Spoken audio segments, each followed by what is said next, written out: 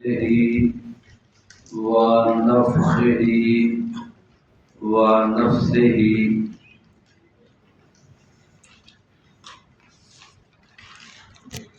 سورہ یاسین سبق نمبر 386/4 آیت 51 تا 67۔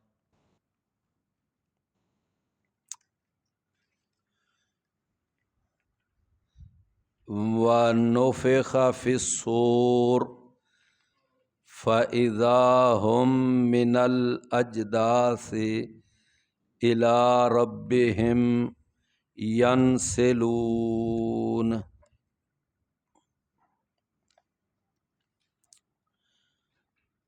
وَنُفِخَ فِي الصُّورِ،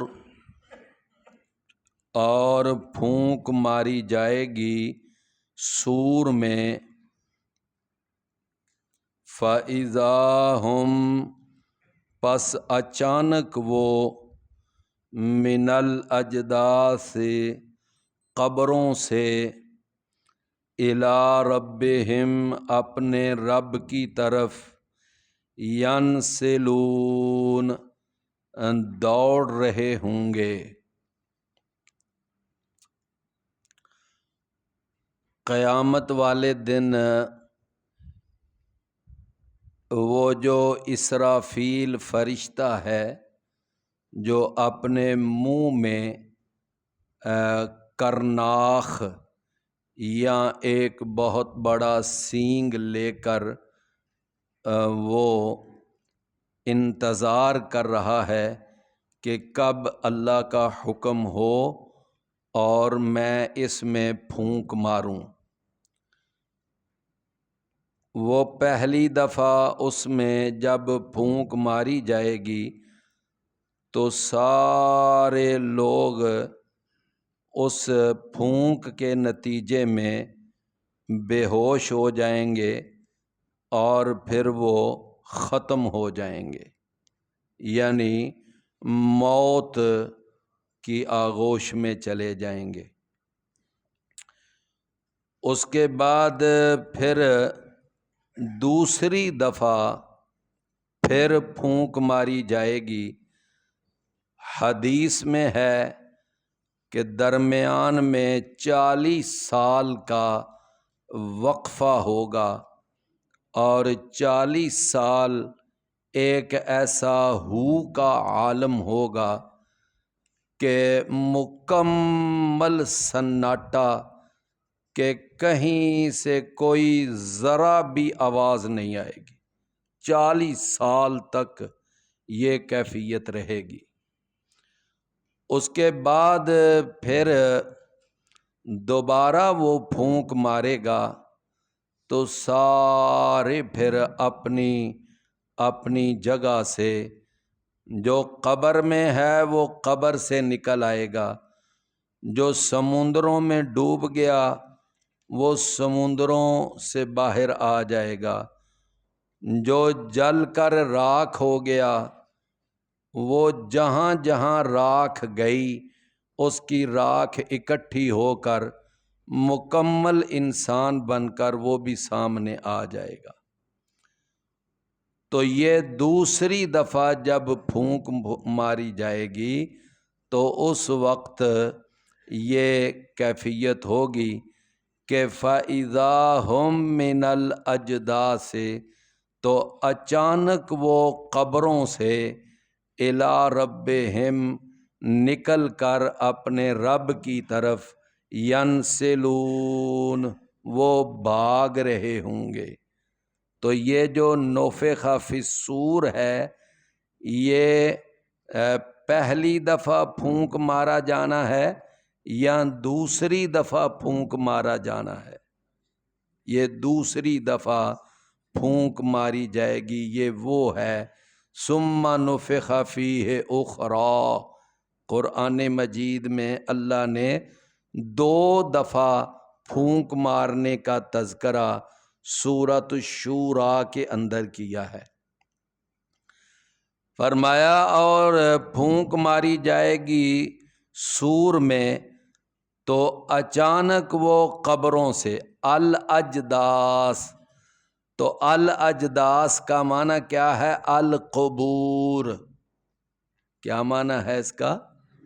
القبور، یعنی الاجداث اور القبور یہ دونوں کیا ہیں؟ مترادف، مترادف المعنی، کہ ایک ہی معنی ہے دونوں کا۔ اچھا آپ بتائیں روشنی اور اجالا دونوں کا کیا معنی ہے؟ ایک ہی معنی ہے۔ جیسے روشنی اور اجالا یہ مترادف المعنی ہے، تو اسی طرح الاجداث اور القبور بھی کیا ہیں؟ مترادف المعنی ہیں۔ کچھ الفاظ وہ ہوتے ہیں جو متضاد المعنی ہوتے ہیں، کہ ان کا معنی دوسرے کے معنی سے کیا ہوتا ہے؟ الٹ ہوتا ہے، جیسا کہ عروج اور پستی، یہ کیا ہے؟ متضاد۔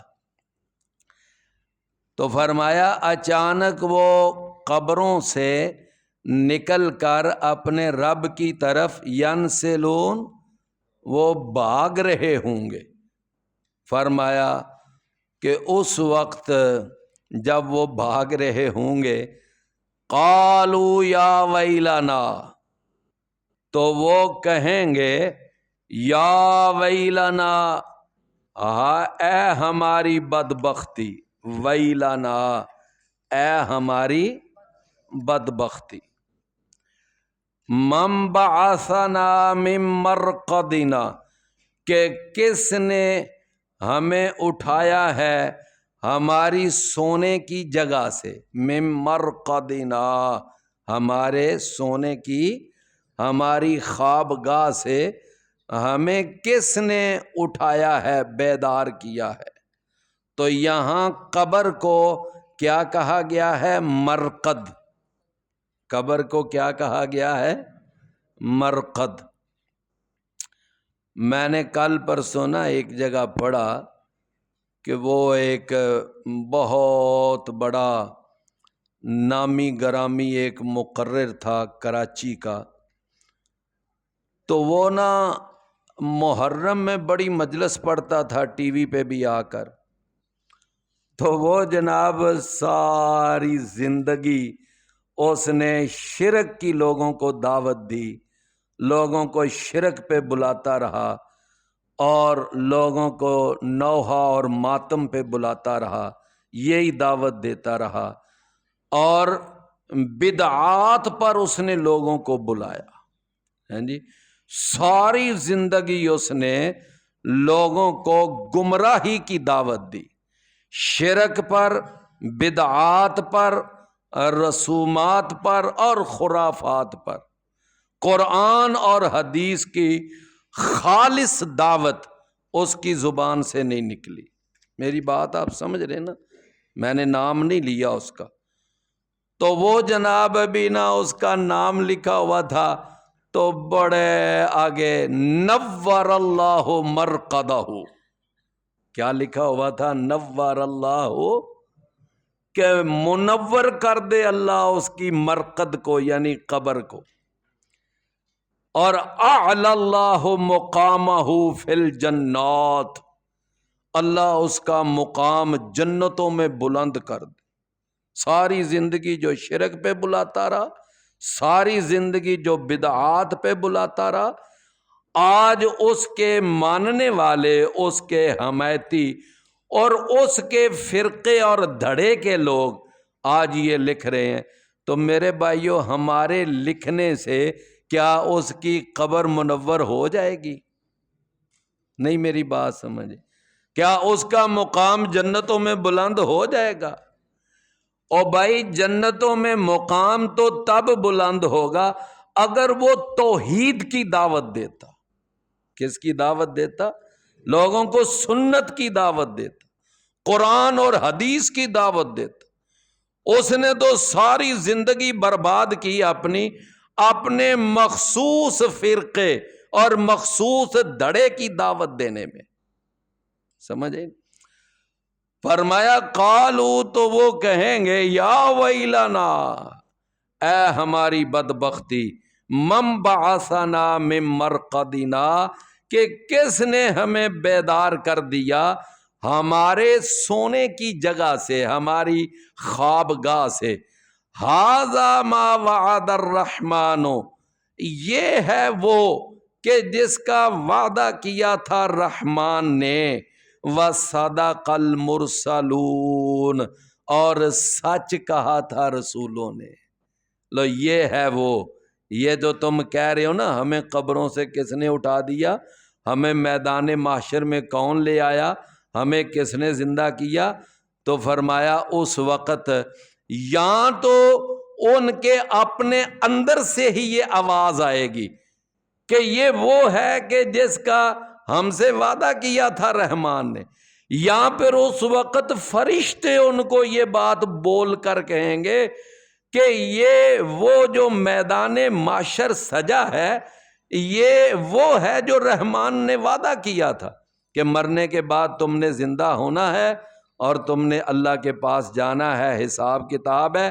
تو یہ وہی آج اس وعدے کی تکمیل ہے۔ ھذا ما وعد الرحمن وصدق المرسلون۔ دنیا میں تو تم ان انبیاء کی بات نہیں مانتے تھے، ان کی بات پر کان نہیں دھرتے تھے، ان کی تصدیق نہیں کرتے تھے، ان کی بات کو جھٹلا دیتے تھے، بلکہ تم نے انبیاء کی دعوت کو جھٹلا دیا۔ تو آج تمہیں یہ بات سمجھ آئی ہے کہ صدق المرسلون، وہ جو رسول کہتے تھے وہ کیا کہتے تھے؟ وہ سچ کہتے تھے۔ ہم غلطی پر تھے، ہم یعنی کہ غلط موقع پر تھے، وہ نبی سچ کہتے تھے۔ فرمایا ان کانت الا صیحۃ واحدۃ، نہیں ہے وہ مگر ایک چیخ، فَإِذَا هُمْ جَمِيعٌ لَدَيْنَا مُحْضَرُونَ، نہیں ہے وہ مگر ایک چیخ۔ وہ چیخ کون سی ہے بھلا؟ وہ جب دوسری دفعہ پھونک ماری جائے گی تو وہی پھونک جو ہے اس میں ایسی خوفناک چیخ ہوگی اور ایسی اس میں آواز ہوگی کہ ہر کوئی اس وقت اپنی اپنی قبر سے باہر آ جائے گا۔ اور قیامت والے دن جب سور پھونکا جائے گا تو سب سے پہلے کس کی قبر کھلے گی اور سب سے پہلے کون اپنی قبر سے باہر تشریف لائیں گے؟ جناب محمد الرسول اللہ صلی اللہ علیہ وسلم۔ اور آپ نے خود یہ بات ارشاد فرمائی، انا اولو من تنشق عنہ القبر یوم القیامہ، میں سب سے پہلا شخص ہوں گا کہ جس کی قبر کھلے گی اور میں اپنی قبر سے باہر آؤں گا۔ اور پھر آپ کے ساتھ آپ کے دونوں ساتھی سیدنا ابو بکر، سیدنا عمر، پھر وہ باہر تشریف لائیں گے، پھر سارے بقیع الغرقد کی طرف چلے جائیں گے، پھر آگے میدان محشر کی طرف سفر شروع ہو جائے۔ فرمایا کہ ان کانت الا صیحۃ واحدہ، ہمیں اس کے لیے کوئی لمبے چوڑے انتظامات کرنے کی ضرورت نہیں پڑے گی، تمہیں قبروں سے باہر نکالنے کے لیے کوئی لمبی چوڑی مشقت کا سامنا بھی نہیں کرنا پڑے گا، بلکہ ایک بس وہ چیخ آئے گی، سور میں پھونک ماری جائے گی اور سارے اس وقت اپنی اپنی قبروں سے باہر آ جائیں گے۔ فرمایا فَإِذَا هُمْ جَمِيعٌ، پس اچانک وہ، جمیعن یہاں اذا کا معنی جب نہیں کرنا، کیا معنی کرنا ہے اس کا؟ اچانک وہ، پس اچانک وہ، جمیعن اکٹھے ہو کر، لدینا ہمارے پاس، محضرون حاضر کر دیے گئے ہوں گے، سب ہمارے پاس حاضر ہو جائے۔ فرمایا فالیوم، پس آج کے دن، آج کے دن، فرمایا لا تظلم نفس شیئا، نہیں ظلم کیا جائے گا کسی بھی جان پر، شیئا ایک ذرہ کے برابر بھی، ذرے کے برابر بھی ظلم نہیں کیا جائے گا۔ بھائی یہ کھجور ہوتی ہے نا، کھجور، تو کھجور کے اندر ایک ہوتی ہے گٹھلی، اور اس گٹھلی کے اوپر ایک باریک سا پردہ اس کے اوپر لپٹا ہوا ہوتا ہے۔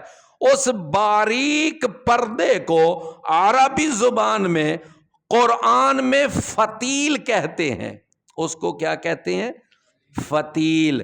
اور اللہ نے قرآن میں فرمایا وَلَا تُظْلَمُونَ فَتِيلًا، کہ تمہارے اوپر قیامت والے دن اس کھجور کی گٹھلی پر لپٹے ہوئے اس بے وزن اور اس یعنی بے قیمت اس معمولی سے پردے کے برابر بھی تمہارے اوپر ظلم نہیں کیا جائے، وہ اتنا بھی ظلم نہیں ہوگا۔ آپ اندازہ لگائیں۔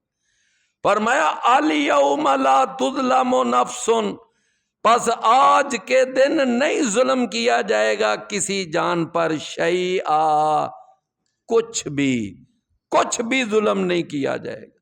اللہ اکبر۔ فرمایا ولا تجزون الا ما کنتم تعملون، اور نہیں تم بدلہ دیے جاؤ گے مگر اسی کا کہ جو تم دنیا میں عمل کیا کرتے تھے۔ دنیا میں جو تمہارے اعمال تھے وہ اچھے تھے یا برے تھے، اب تمہیں ان اعمال کا ہی بدلہ ملے گا۔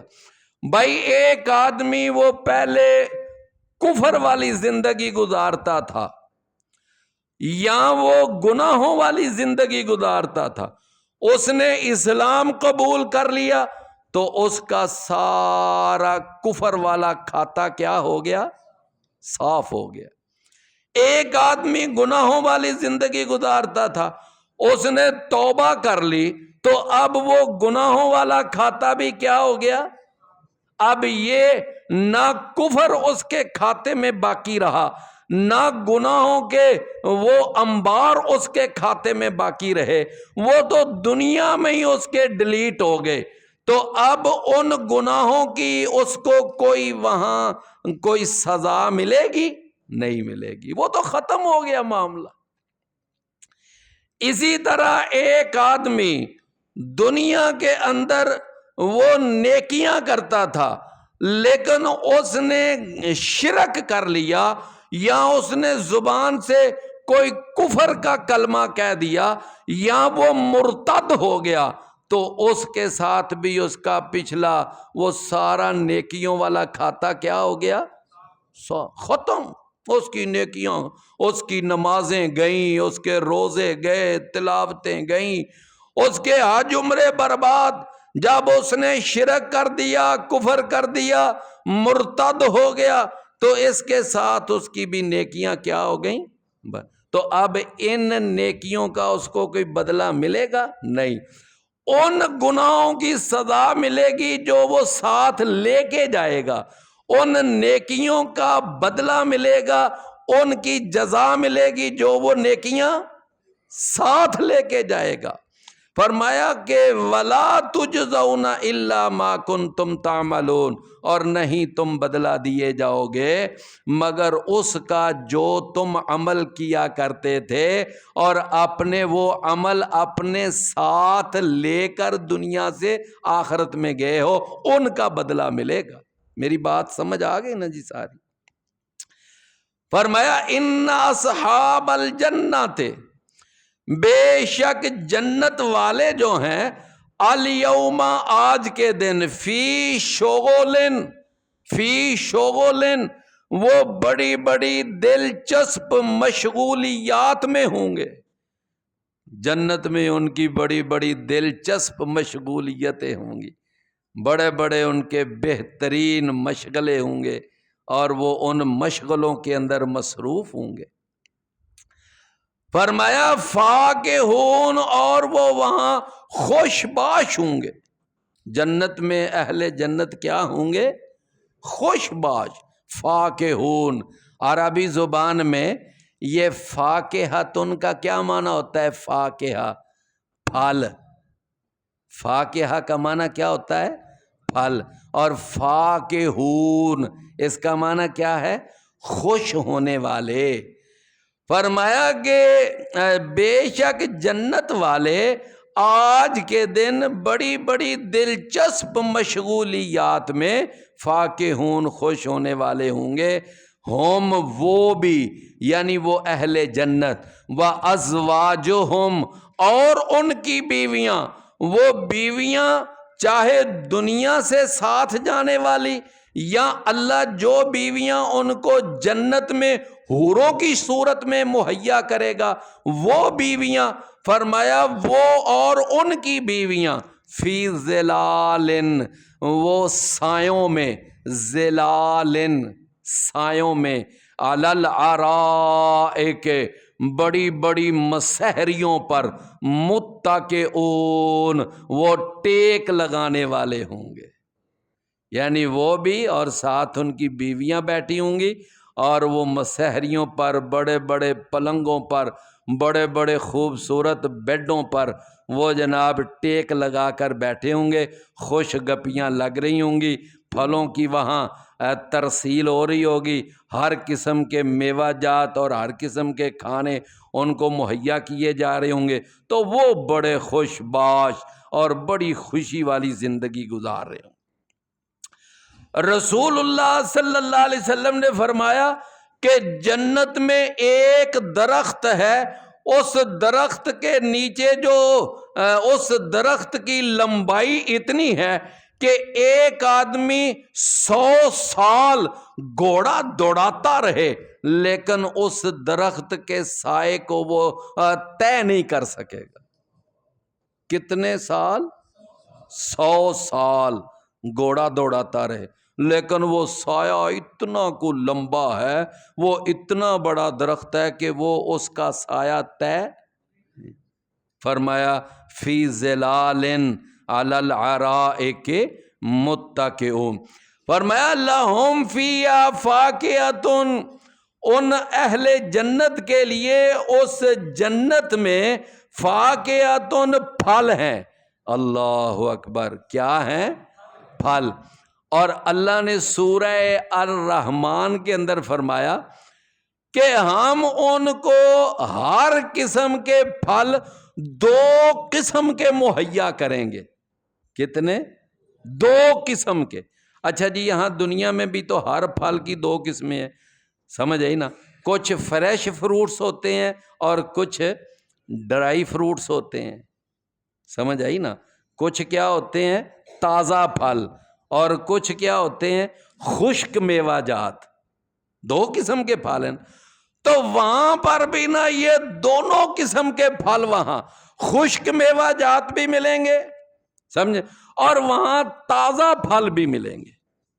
فرمایا کہ لہم فیہا فاکہۃ، ان کے لیے اس جنت میں ہر قسم کا پھل ہوگا، وَلَهُم مَّا يَدَّعُونَ، اور ان کے لیے وہاں وہ کچھ ہے کہ جو وہ اس وقت طلب کریں گے، جو ان کی زبان سے نکلے گا، جو مطالبہ کریں گے، اللہ ان کا ہر مطالبہ پورا کرے گا، اللہ ان کا ہر مطالبہ پورا کرے گا۔ اللہ، کوئی مطالبہ ایسا نہیں کہ جو اللہ ان کا پورا نہ کرے۔ حدیث میں آتا ہے کہ بعض لوگوں کا نا وہاں دل چاہے گا، بعض لوگ ہوتے ہیں نا وہ دنیا میں یہاں کھیتی باڑی کرتے ہیں تو اب ان کو کھیتی باڑی کا شوق ہوتا ہے۔ فرمایا کہ وہاں کئی ایسے لوگ وہ اللہ سے کہہ دیں گے یا اللہ ہمارا دل چاہتا ہے کہ ہم کھیتی باڑی کریں، ہمیں کوئی زمین مہیا کر۔ اللہ کہے گا کوئی بات نہیں، یلو یہ زمین ہے، یہ اس کے اندر ہل چلاؤ، اس میں بیج بو، اپنی کھیتی باڑی کا شوق پورا کرو۔ فرمایا کہ کئی ایسے لوگ ہوں گے وہ اللہ سے کہیں گے کہ یا اللہ ہم ساری زندگی اولاد سے محروم رہے، اب ہمارا دل کرتا ہے کہ ہماری بھی کوئی اولاد ہو، ہمارا بھی کوئی بچہ ہو، ہم اس کے ساتھ کھیلیں اور ہم اس کے ساتھ پیار کریں، پیار بھری باتیں کریں۔ رسول اللہ صلی اللہ علیہ وسلم نے فرمایا اللہ ان کی فوراً خواہش پوری کرے گا۔ فرمایا ٹھیک ہے، تمہارا ابھی بچہ ہو جائے گا، بچہ ہوگا، بچے سے وہ کھیلیں گے، پیار کریں گے۔ بھئی بات سمجھ آئی نا؟ ایک آدمی نے وہ بتایا نا، وہ ایک بنی ہوئی ہے بات، کسی نے کہا کہ وہاں جنت میں حقہ بھی ملے گا، جنت میں حقہ بھی ملے گا، یعنی کئی ہیں نا یہاں حقے کے بڑے شوقین ہیں، تو وہ جناب حقہ بھی ملے گا۔ تو اس نے کہا ہاں حقہ تو ملے گا، لیکن اس کے لیے آگ لانے کے لیے تمہیں جہنم میں جانا پڑے گا۔ آگ کہاں سے ملے گی؟ وہ تمہیں جہنم میں جانا پڑے گا۔ پھر یہ دیکھ لو، سمجھ آئی نا بات؟ فرمایا کہ والا لہم فیہا فاکہۃ، ان کے لیے اس جنت میں ہر قسم کا پھل ہوگا، وَلَهُم مَا يَدَّعُونَ، اور ان کے لیے وہ ہے جو وہ اس وقت چاہیں گے۔ وَلَكُمْ فِيهَا مَا تَشْتَهِي أَنفُسُكُمْ وَلَكُمْ فِيهَا مَا تَدَّعُونَ۔ یہ پڑھتے ہیں نا یہ سورہ السجدہ میں، جو جمعہ کے دن پہلی رکعت میں پڑھی جاتی ہے۔ فرمایا وہاں تمہارے لیے وہ ہے جو تم، اور رسول اللہ صلی اللہ علیہ وسلم نے ایک حدیث میں بیان کیا، فرمایا کہ اے نبی صلی اللہ علیہ وسلم ان میرے بندوں کو بتا دو کہ میں نے اپنے بندوں کے لیے وہ کچھ تیار کر رکھا ہے، ان کی مہمان نوازیوں کے لیے، ان کی ضیافتوں کے لیے، ان کی آؤ بھگت کے لیے میں نے وہ کچھ تیار کر رکھا ہے جو کسی آنکھ نے دیکھا تک نہیں اور کسی کان نے وہ سنا تک نہیں، اور فرمایا وہ کبھی کسی کے دل میں ان کا خیال تک بھی نہیں آیا، ان کا آنکھ نے دیکھا تک نہیں۔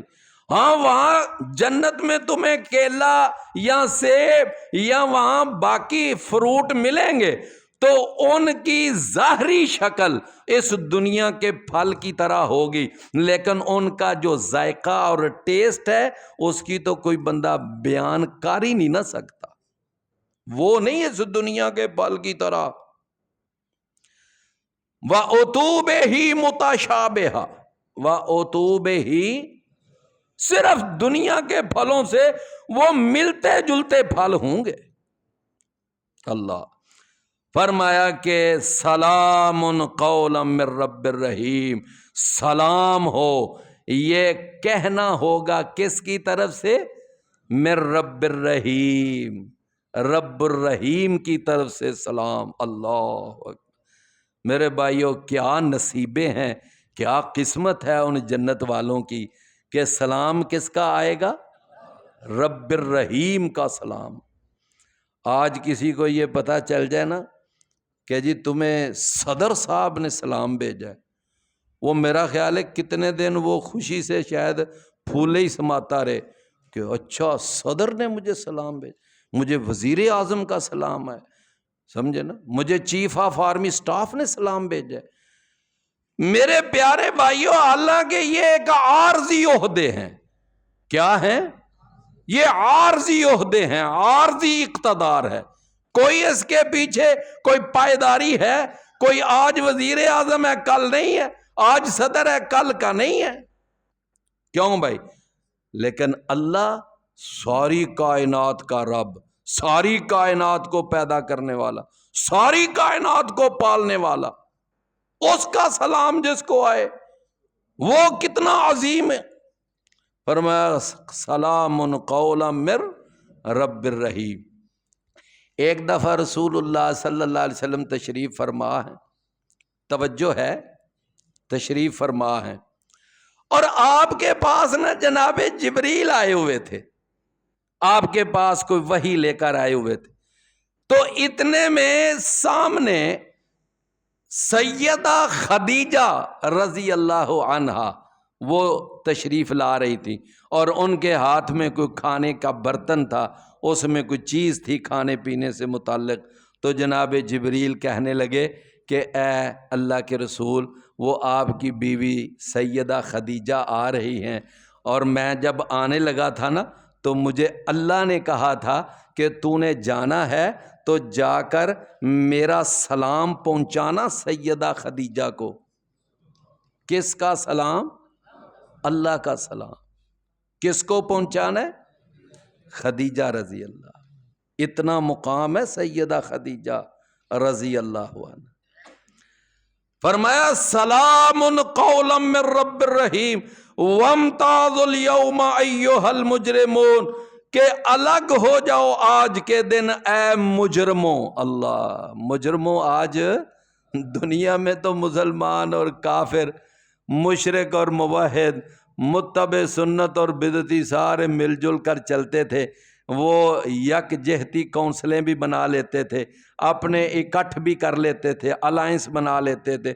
دنیا میں تو تمہارا اکٹھ چلتا تھا، تم ایک دوسرے کے ساتھ مل جل کر چلتے تھے، لیکن آج نہیں چلو گے۔ آج فریق فی الجنہ و فریق فی السعیر، ایک فریق جنت کا ہے اور ایک جہنم کا ہے۔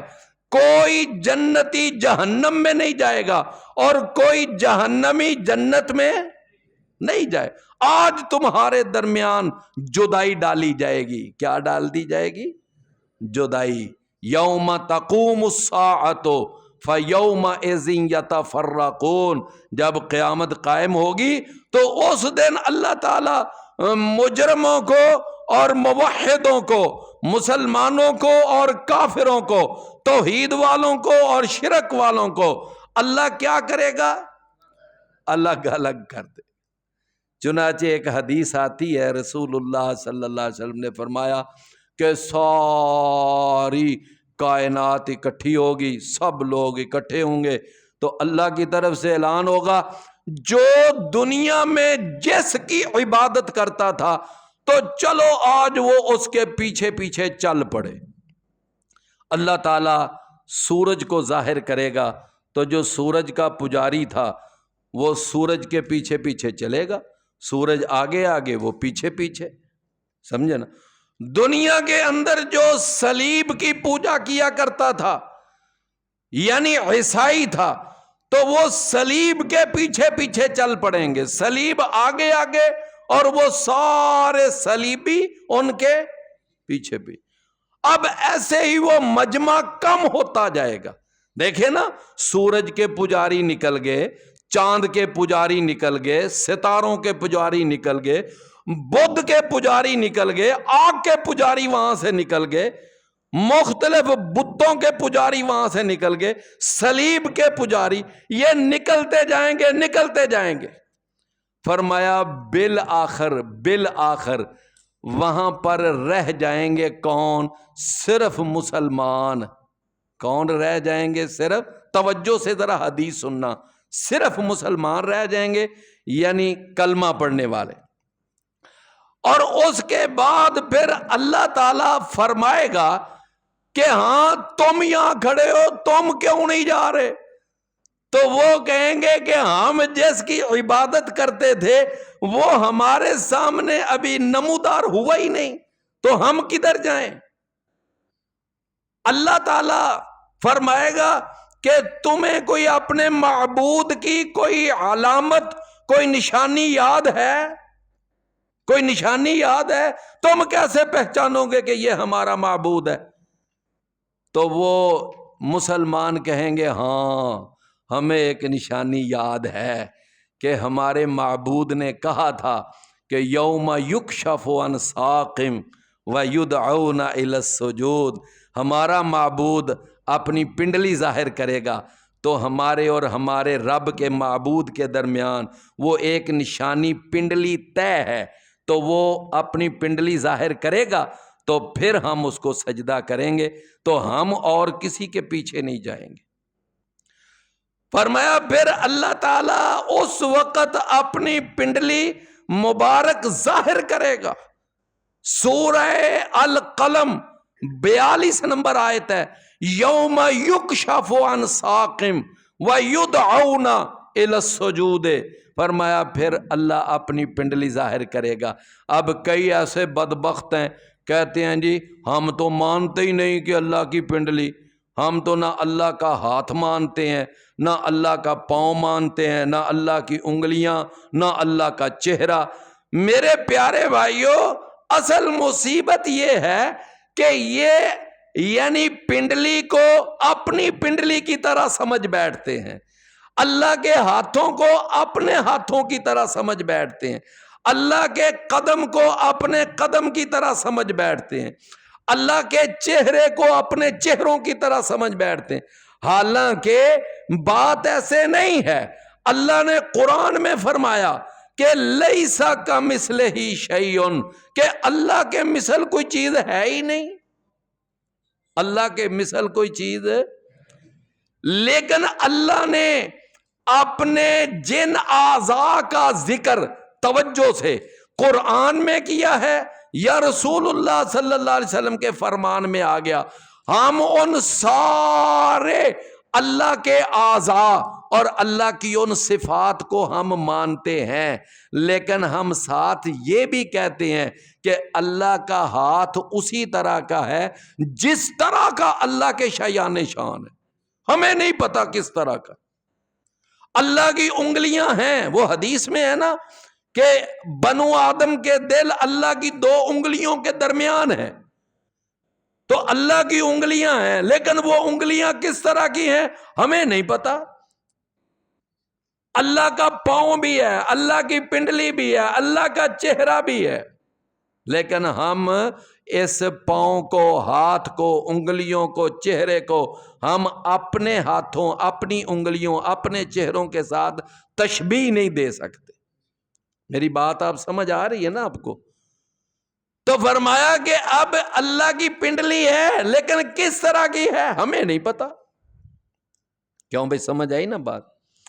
تو فرمایا اس وقت پھر جب اللہ اپنی پنڈلی کھولے گا نا، تو اس وقت سارے اہل اسلام، اہل ایمان، اہل توحید، فرمایا اس وقت اللہ کے سامنے سجدہ میں گر پڑیں گے، گر جائیں گے۔ وہ آ گئی نا آیت، فرمایا وَيُدْعَوْنَ إِلَى السُّجُودِ، پھر ان کو سجدے کی دعوت دی جائے گی، سارے سجدے میں گر پڑیں گے۔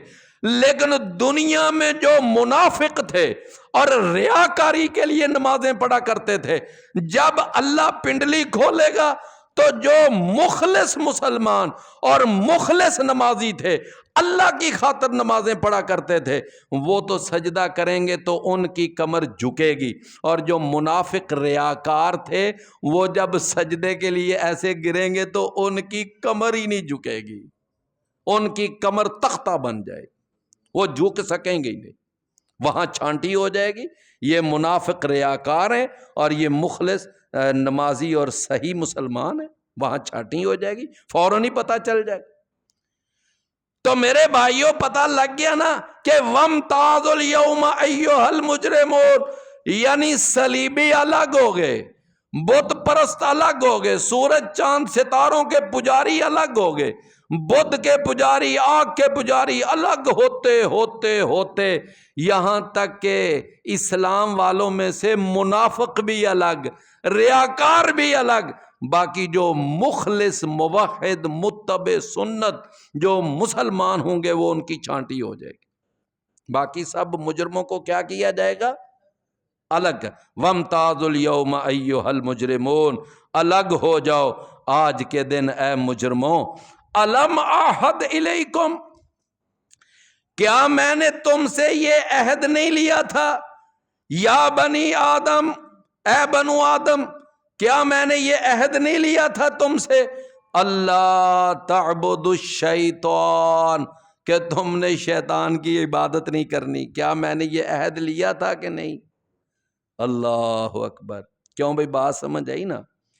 اچھا بھئی، شیطان کی کوئی عبادت کرنے والا دنیا میں کوئی مشرک ہے؟ بتاؤ ہاں۔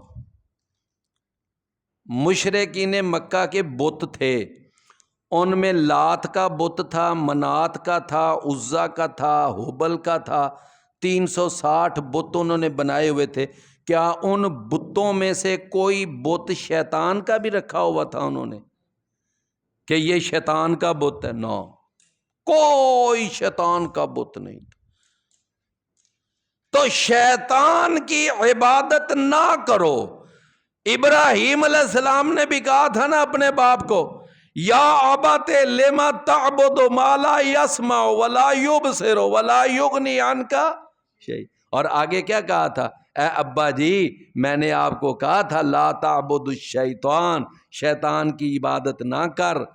تو شیطان کی عبادت کا معنی کہ شیطان کی اطاعت کرنا، شیطان کی بات ماننا، یہی شیطان کی عبادت ہے۔ شیطان کی اطاعت، شیطان کی بات ماننا ہی کیا ہے؟ شیطان کی عبادت۔ اِنَّهُ لَكُمْ عَدُوٌّ مُّبِينٌ، میں نے تمہیں کیوں منع کیا تھا کہ شیطان کی عبادت نہ کرنا؟ اس کی وجہ کیا ہے؟ اس کی علت کیا ہے؟ وجہ یہ ہے کہ بے شک وہ تمہارا کھلا دشمن ہے۔ تو کوئی آدمی کبھی اپنے کھلے دشمن کی بات مانتا ہے؟ ہیں جی؟ کوئی مانتا ہے؟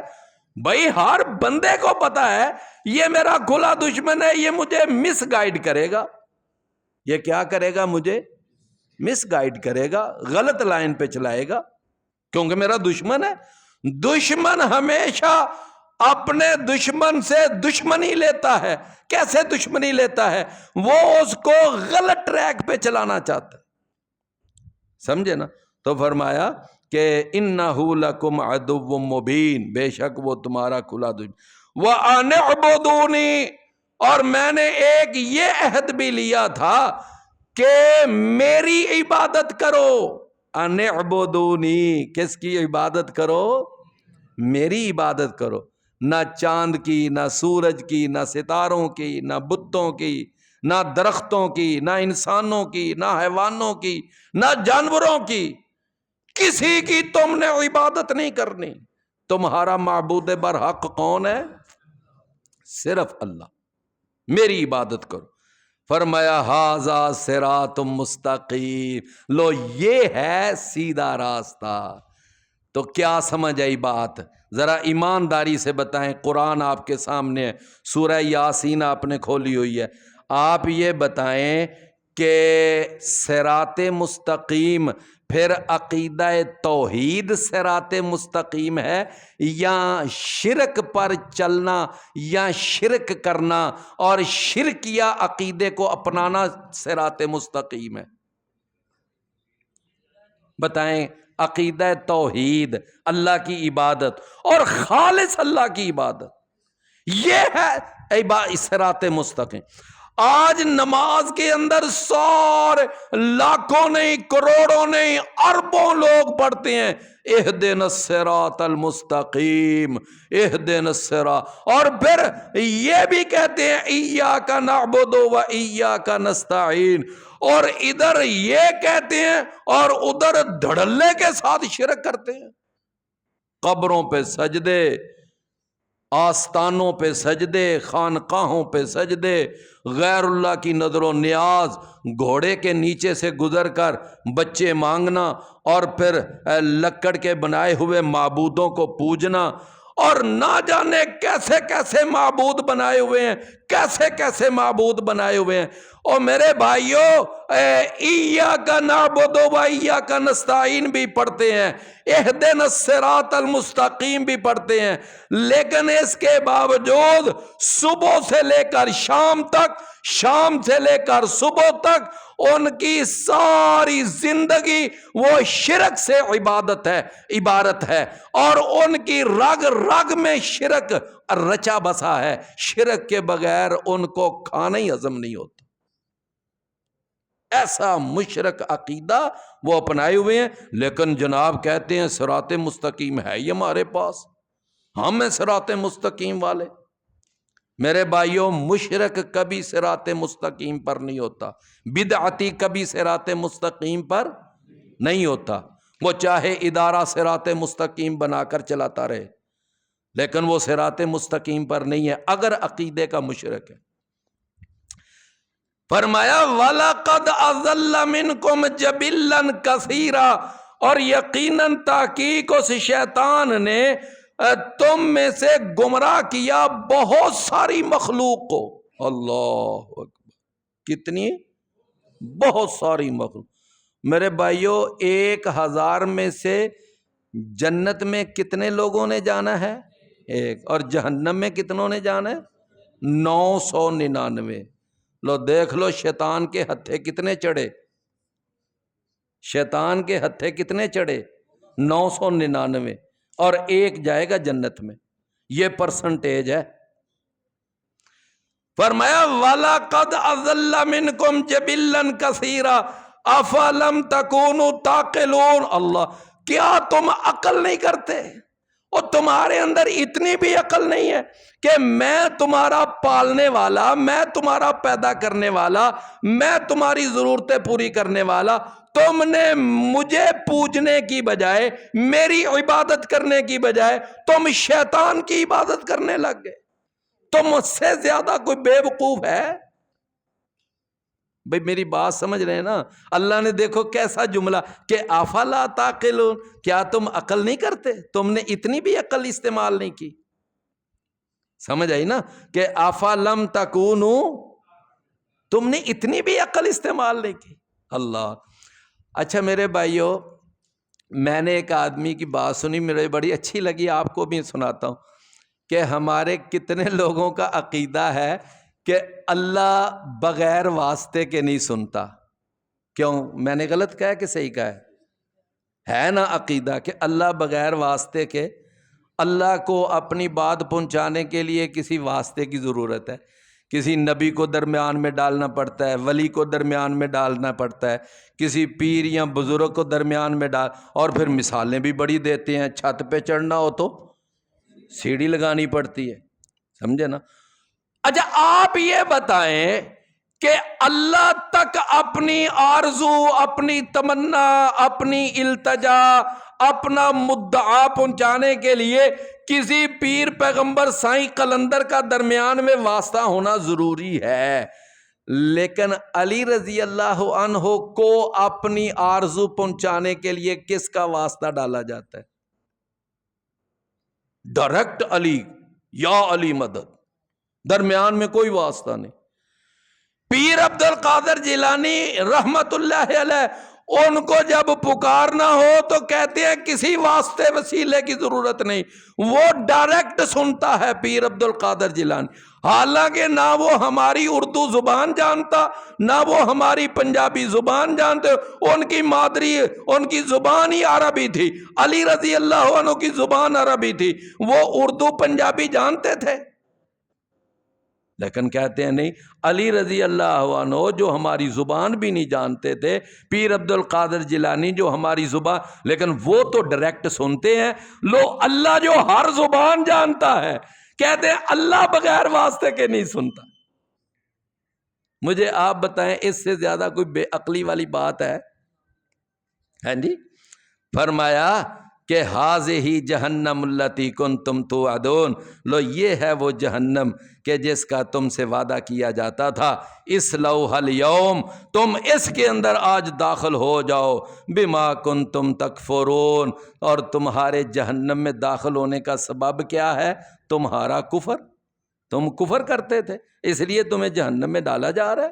کوئی ظلم تو نہیں نہ کیا جا رہا تمہارے. فرمایا الیوم نختم علی افواہہم، کہ آج ہم مہر لگا دیں گے ان کے منہوں پر. وتکلمنا ایدیہم، اور بات کریں گے ہم سے ان کے ہاتھ. منہوں پر اللہ کیا لگا دے گا؟ مہر. اچھا یہ پتہ ہے کب نوبت آئے گی؟ یہ نوبت اس وقت آئے گی کہ جب مشرک اللہ سے یہ قسم اٹھا کر کہیں گے واللہ ربنا ما کننا مشرکین، کہ اے اللہ ہمیں تیرے رب ہونے کی قسم ہے، ہم نے تو کبھی شرک کیا ہی نہیں تھا، ہم تو کبھی کسی دربار پہ گئے ہی نہیں تھے، کسی آستانے پہ جھکے ہی نہیں تھے. وہاں مشرک قسم اٹھا کر یہ بات کہیں گے، اور وہ یہ سمجھیں گے کہ جس طرح دنیا میں ہماری جھوٹی قسمیں کام آ جاتی تھیں، یہاں بھی جھوٹی قسموں سے کام چل جائے گا، لیکن وہاں تو نہیں چلے گا. اللہ فرمائے گا اچھا یہ بات ہے، تم کہتے ہو کہ ہم شرک کیے ہی نہیں کرتے تھے. اچھا اگر میں گواہوں کو لاؤں، اچھا زمین گواہی دے گی، جہاں جہاں شرک کرتے تھے وہ گواہی دیں گے، فرشتے گواہی دیں گے، اعمال نامہ گواہی دے گا. وہ کہیں گے نا نا یا اللہ، پکی بات ہے، آج ہم اپنے جسم کے سوا اور کسی گواہی کو قبول ہی نہیں کریں گے، نہ یہ اعمال نامے کی گواہی ہمیں منظور ہے، نہ تیرے فرشتوں کی گواہی ہمیں منظور ہے، نہ ہمیں اور کسی کی، ہمارے جسم سے گواہ لا۔ اللہ کہے گا ٹھیک ہے، اللہ ہر چیز پہ قادر ہے، اللہ ان کی منہوں پہ مہر لگا دے گا، بند کر دے گا۔ فرمایا پھر ان کے ہاتھ بولیں گے، وَتُكَلِّمُنَا، ان کے ہاتھ بولنے لگ جائیں گے، وَتَشْهَدُ أَرْجُلُهُمْ، اور ان کے پاؤں گواہی دیں گے۔ اچھا، ہاتھ بولیں گے اور پاؤں کیا کریں گے؟